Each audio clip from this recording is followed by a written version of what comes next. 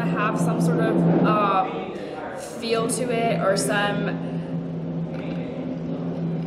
theme or attitude that the song composer has decided to try and convey. So Daniel's song specifically is about this monster that is raiding a village, and the village was like previously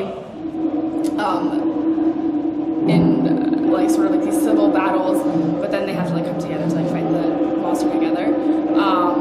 That's an actual story, whereas like sometimes, because every time we have a show, we'll have a program that has song descriptions in it, and sometimes the song descriptions will be a very basic, like maybe like natural element kind of thing, like it's about a waterfall and like changing seasons or something like that, or whereas other times like Daniel's, it'll be a very specific story that he has in mind. So yeah, I guess that's how he moods the songs. And so the newbies have to write their own song every year, right? And the first thing that you basically, the first step is figuring out like what you want this mood to be, because then otherwise the song will just go all over the place. So you do need some sort of overarching idea that you're planning to follow. Yeah. What's your newbie song about? This one, I think it's clocks, because if you notice, they're like doing this thing with their hands, and I think it's something about time.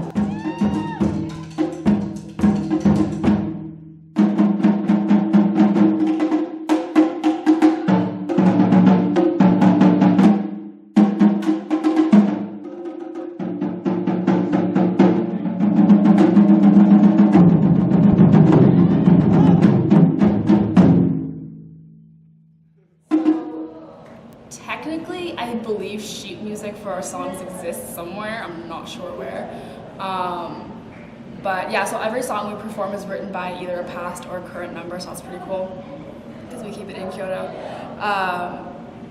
And most of our performances are filmed in some way or another, so if you want to resurrect an old song, it's more, as opposed to finding this sheet music, which like I said, I have no idea where it is, it's more common to just go back and watch the video of the song, and then obviously you can pick up the melody from watching it, but then you also have to like really watch everyone's hands and figure out like what they're doing specifically. It's called sticking, like the hand you're using. So then once someone who has decided to resurrect an old song, or this is it for any process really, we'll learn it by saying the different sounds with our mouths that correspond to the different types of hits. So when you hit the middle of the drum, it's a don, and then if you hit the edge of the drum, it's a ka. Like Japanese is just really an onomatopoeic language to begin with, so everything is gonna just correspond to what it sounds like. And so when we learn a song, like let's see, like Encore for example, like we'll sit down in a circle and someone will tell us it's like don, don, don, don, don, don, ka, ka, ka, ka. And so like you sort of like can visualize how it's supposed to be eventually. And then, so that's called kuchi shoga, which just means like mouth practice, I guess. I don't really know how to translate it. But, and then, so you do that, and then once you're comfortable, then you do air bachi. These are called bachi, and then you do air bachi, which like you learn how to actually like do the hits, but we're not on the drum yet, so you just kind of like we're all standing up at this point, like doing that, and then we move on to the drums. And then at that point, I don't know, you should have like a pretty solid idea of what you're doing, just because we've gone through the whole process of like saying it and then kind of like doing it in the air, and then we're finally on the drum. How long each process takes is going to be different depending on like the song, but that's pretty much how it works for everyone. Oh. Yeah, so you hold it with the last two fingers, and then you cradle it with the others, and that's because when you hit the drum, you need it to snap back and rebound, because if you just leave it, it kind of dulls the sound. It makes it sort of like, as opposed to like a very clean hit. And that's why. But if you're shimei in the back, it's the exact opposite. Because you need it to be very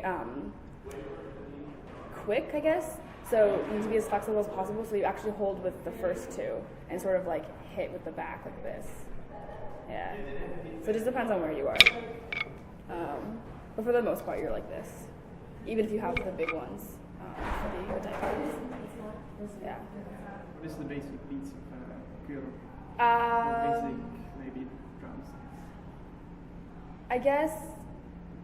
I suppose it depends which backbeat you're using. So the backbeat is kept sort of like so we're an entire drum team, but in a traditional band, like the drummer is going to keep the beat. And so we have specific little drums in the back that serve the same purpose. The shime, yeah.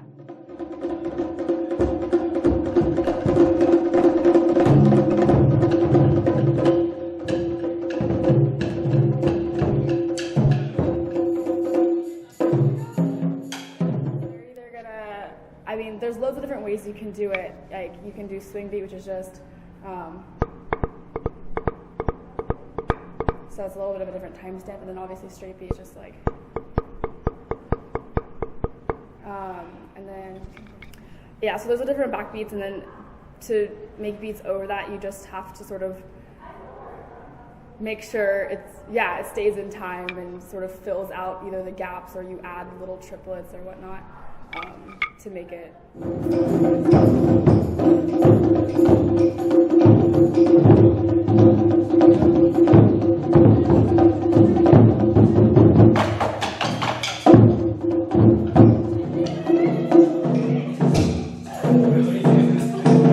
So we perform in a lot of gigs in and around UCLA, so different events will hire us to play for whatever reason. Sometimes we do weddings and whatnot.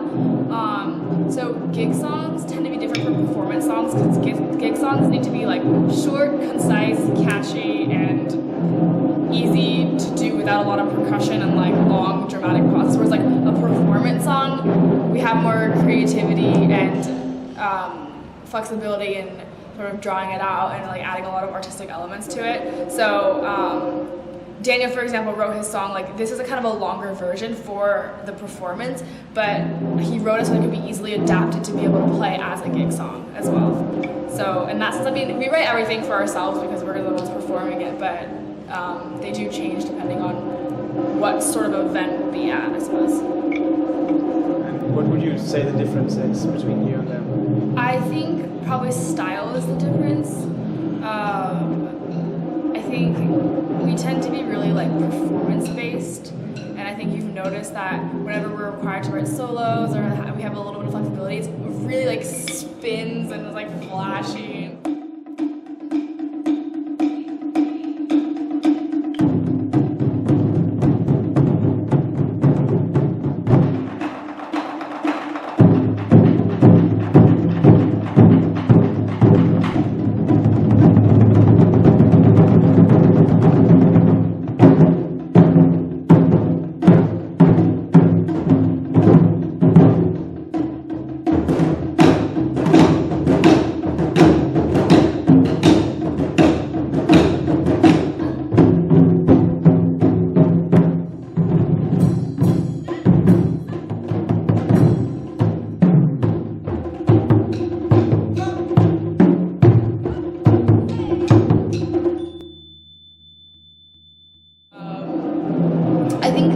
About Kyodo in general and the Taiko community, but it's fun because I think the goal is to try to engage the audience as much as possible. Whereas I think Yukai might be a little bit more traditional, which is so in the sense of like sticking to traditional beats and how it's been played for a while. Whereas I feel like we've sort of meshed in this very, I don't know, I guess modern music style as well. Yeah.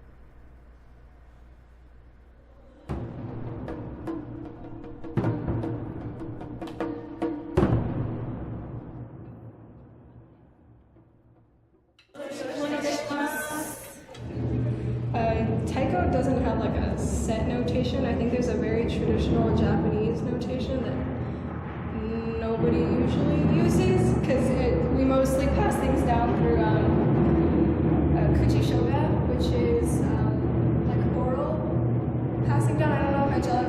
to you about Kuchi Shoga, but it literally means Kuchi now, Shoga chant. But sometimes it's nice to have things written down because people can like kind of mess up the Kuchi Shoga over years and years of passing it down.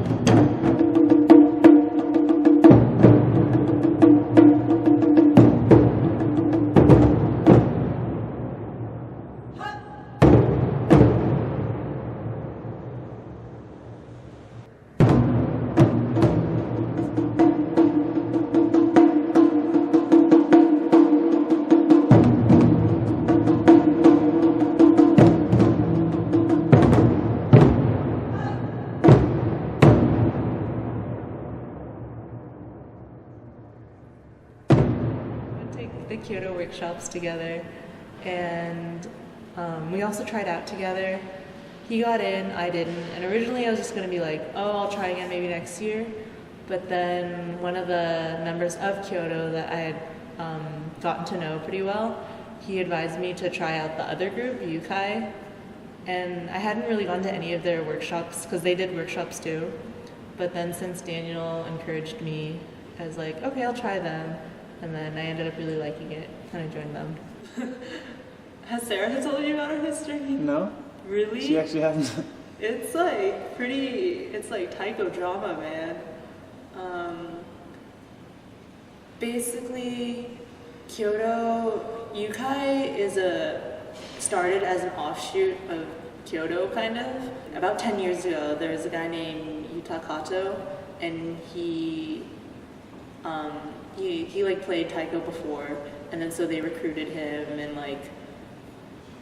and as time went on, Kyoto became more and more popular, and as they grew bigger and bigger, they couldn't accept everybody, so they started having auditions, and the people who like didn't pass the auditions like only couldn't do anything because there was nowhere else to go or nothing else to do, and then so Utah kind of like, I think he like made a bargain or something and talked to the Kyoto directors at the time, and they let him form a group, just like a Taiko rec group where he would teach the people who hadn't passed the Kyoto auditions how to play Taiko. And it wasn't like a formal group, it was just like him giving lessons and stuff. And over time that kind of like grew and evolved into Yukai, and it became like its true separate group. And since Utah's father makes taiko drums out of wine barrels, so he and the founding members of Yukai, now called the Shasta 10, they went to Mount Shasta? They went to Mount Shasta and like made their taiko drums and everything, and then that was the start of Yukai. Taiko? Just that, I don't know, it absorbs your life. Like, it starts out slow, and it slowly takes over your life.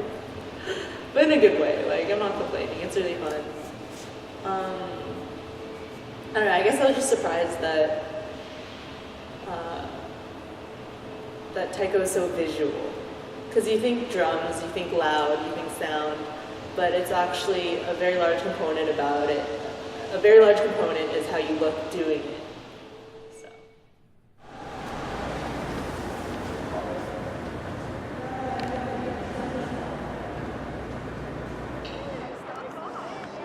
That was really good.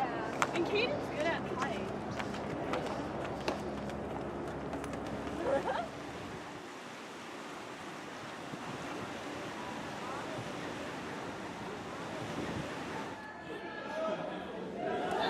We would like to welcome you to the 29th Annual Nikkei Student Union Cultural Night.